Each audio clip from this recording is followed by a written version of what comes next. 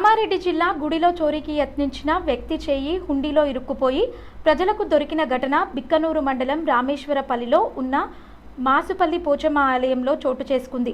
ఆలయంలో పనిచేసే సురేష్ మంగళవారం రాత్రి హుండీ పైభాగాన్ని ధ్వంసం చేశాడు.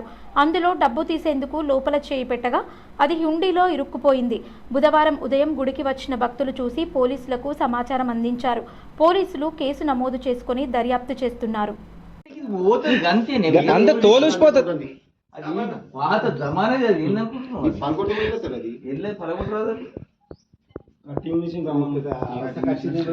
ఎంతకని కడిగేస్తావురా?